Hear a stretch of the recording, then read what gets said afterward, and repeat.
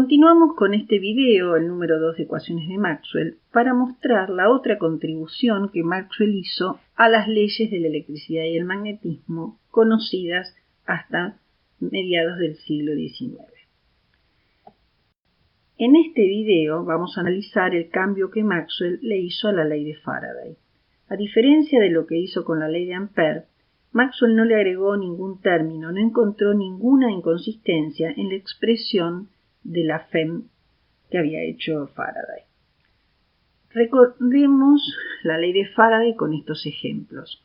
En su concepción aparece una corriente transitoria en el circuito de prueba, en todos los casos, porque hay un cambio de flujo magnético a través de cada circuito de prueba. Por ejemplo, en el de la izquierda, originalmente no circula corriente y al cerrar la llave comienza a circular corriente y cambia el flujo de B porque cambia B a través del circuito de prueba. En los otros dos, los campos magnéticos ya existen porque ya está circulando corriente o porque tenemos un imán, pero al alejar o acercar el imán al circuito de prueba va a cambiar el flujo a través del mismo y es así como se produce una corriente inducida. Pero, ¿qué es lo responsable de mover las cargas en el circuito de prueba? ¿Qué tipo de campo ejerce fuerza sobre cargas en reposo? Nosotros sabemos que lo hacen los campos eléctricos, pero aquí no hay ningún campo eléctrico a la vista. Faraday pensó en esto, pero no pudo avanzar mucho más, lo que no es poco, ¿no? Lo que el descubrimiento de Faraday y su intuición nos dijeron es que habría dos tipos de campos eléctricos, aquellos conocidos, los asociados a las cargas eléctricas, y aquellos asociados a campos magnéticos variables en el tiempo. Para analizar el segundo cambio que Maxwell le hizo a las conocidas ecuaciones de la electricidad y el magnetismo, vamos a recordar que era la fuerza electromotriz, la FEM.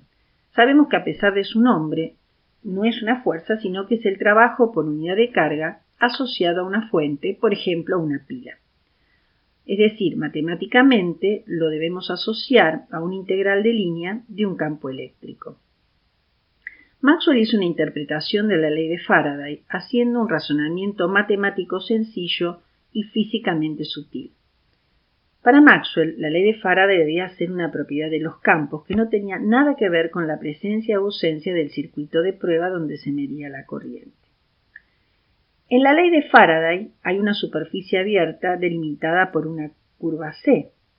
Entonces, esa FEM debería poder escribirse como la circulación a través de esa curva del campo eléctrico asociado. Pero ese campo eléctrico no puede ser conservativo porque su integral en el camino cerrado sería nulo en ese caso. Entonces, ese campo no puede ser conservativo, es no conservativo. También podría ser la suma de un campo conservativo y de otro no conservativo. Este sería el campo total E. También podemos, a través del teorema de Stokes, llegar a una ecuación diferencial. Así vemos igualado el rotor del campo eléctrico a la variación del flujo del campo magnético B y la FEM como la circulación de un campo eléctrico no conservativo. Es aquí donde Maxwell se independiza del circuito de prueba. Cuando hay un campo B variable en el tiempo en alguna zona del espacio, aparecerá un campo eléctrico inducido. Para que eso produzca un movimiento de cargas, o sea, una corriente, deberá haber un circuito conductor cerrado. Si el circuito fuera de madera, por ejemplo, no se detectaría ninguna corriente, pero habría un campo eléctrico inducido, una FEM inducida. Veamos ahora un ejemplo de aplicación de la ley de Faraday-Maxwell, o sea, la de Faraday con la concepción de Maxwell, donde tengamos un campo B uniforme y variable en el tiempo en una zona limitada del espacio. Esta zona la hemos elegido como una zona cilíndrica y hemos despreciado los efectos de borde para poder calcular algo en forma sencilla. Vamos a calcular que la FEM inducida en algún circuito de prueba imaginario y luego la expresión del campo eléctrico inducido asociado. En la zona grisada hay un campo B dependiente del tiempo con sentido entrante a la pantalla, es decir, solo hay B en una zona cilíndrica perpendicular a la pantalla. Si rodeamos esa zona con un conductor circular de radio R, podría o no haber corriente inducida, porque eso va a depender del material con el que está hecho el circuito, pero habrá, según la nueva concepción, siempre una FEM inducida. Es fácil calcularla a través de la regla del flujo. Arbitrariamente tomé el sentido antihorario como sentido positivo de circulación. Esto determina que el diferencial de superficie tenga sentido saliente. Si calculamos el flujo a través de cualquier superficie delimitada por C, lo podremos escribir como la integral de B escalar de S con un signo menos. Y para la FEM va a ser un signo más por la ley de Lenz. Como solo existe B dentro de la zona sombreada, el flujo de B dependerá de cómo esté ubicada la circunferencia concéntrica. Si está como en el dibujo, el flujo estará dado por B por pi r cuadrado y la FEM entonces va a ser dB a dt por pi r cuadrado. Si la circunferencia estuviera dentro de la zona sombreada, en ese caso el flujo concatenado es mejor, es pi por r chiquitito al cuadrado y la expresión de la FEM es la que vemos en la diapositiva. Supongamos que B disminuye en el tiempo. Si B disminuye en el tiempo, tanto para la zona interna a donde hay campo o a la externa, la FEM es negativa. ¿Qué significa eso? Que si pudiera circular corriente por esa circunferencia, lo harías en sentido contrario al definido positivo. Es decir, en nuestro caso, lo haría en sentido horario. Vamos ahora a tratar de determinar cuáles son las características del campo eléctrico pensado por Maxwell, campo eléctrico inducido, asociado a esta variación del flujo. Por un lado, tenemos que no es conservativo justamente por la interpretación de Maxwell, pero tampoco tenemos cargas eléctricas en ningún lado, con lo cual el flujo de E a través de cualquier superficie cerrada va a ser nulo, o lo que es lo mismo, la divergencia del campo es nula. De esta manera, las líneas de E son cerradas.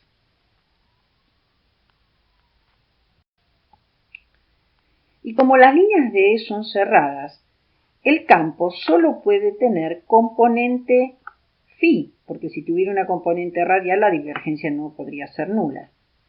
Por otra parte, por la simetría de revolución alrededor del eje Z, el campo eléctrico no puede depender en forma diferente de las coordenadas X e Y, solamente puede depender del radio de cilíndricas, R de cilíndricas en este caso. Es decir, que las líneas de campo eléctrico inducida deben ser sin circunferencias.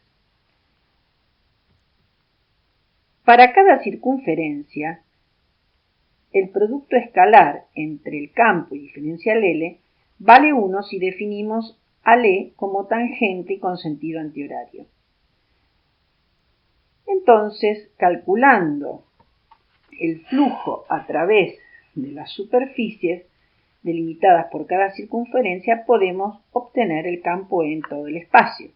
Recuerden que para pasar de la ecuación de la circulación a la ecuación que igualamos E2πr igual a la FEM inducida, hemos considerado entonces que el campo solo depende de R y va a tener un módulo constante sobre esa circunferencia y el producto escalar también va a ser siempre el mismo. De esta manera podemos sacar, igualando justamente al flujo que ya habíamos, a la FEM que habíamos tenido antes, cuál es la expresión del campo eléctrico dentro de la zona donde hay campo magnético y fuera de la zona donde hay campo magnético. Ahora vamos. Supongamos que el campo magnético aumentara en el tiempo. En ese caso, vemos que la componente phi del campo sería positiva. Entonces, dibujamos las circunferencias, que son las líneas de campo, alrededor de la zona donde hay campo magnético y dentro de la zona donde hay campo magnético. Entonces vemos que el campo eléctrico inducido crecerá linealmente hasta la zona donde empieza a no haber campo magnético y después va disminuyendo como 1 sobre R. ¿Ustedes recuerdan algún tipo de campo que tenía estas características? Bueno, vayan a buscarlo y compárenlo. Como acabamos de ver, hay campos eléctricos que no nacen en cargas positivas ni mueren en las negativas. Son campos eléctricos no conservativos con divergencia nula. De esta manera, Maxwell completó lo que parecía cerrar el círculo.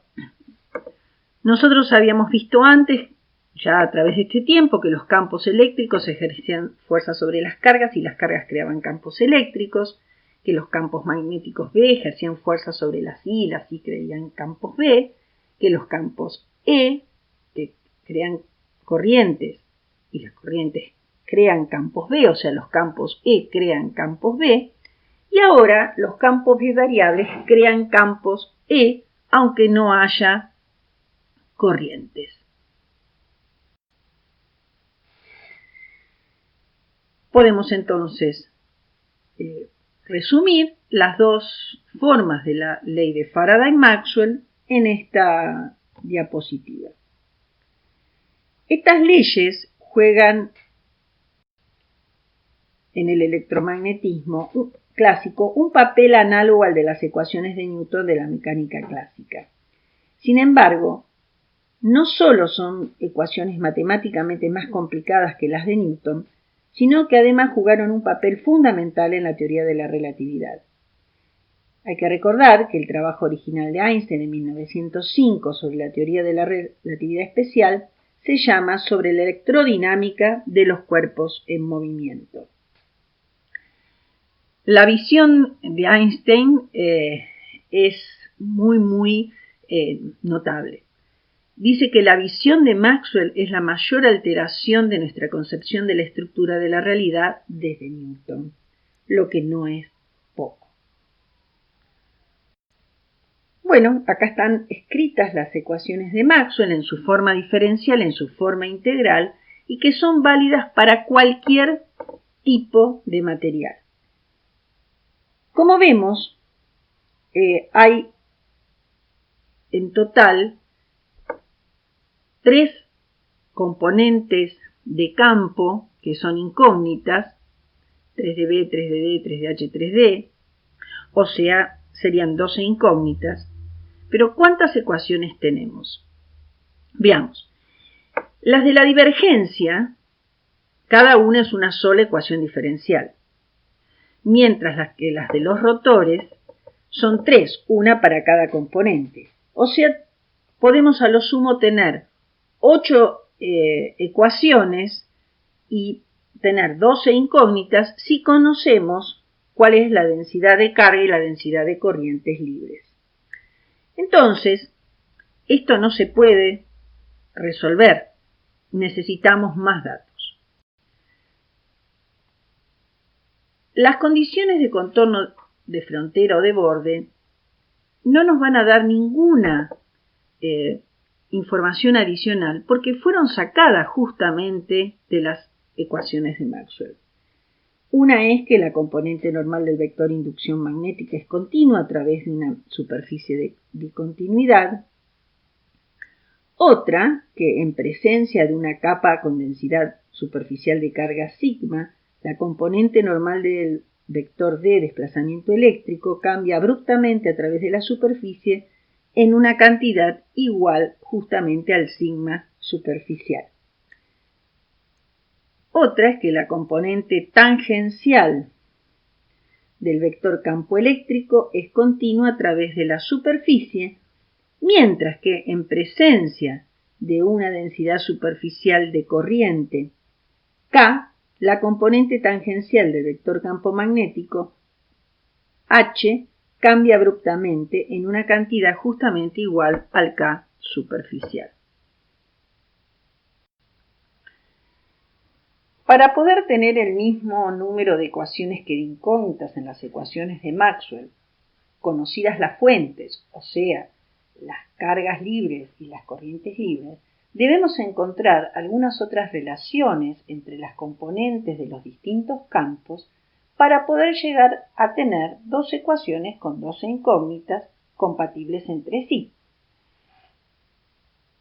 Eso se logra a través de lo que se llaman las relaciones constitutivas o materiales.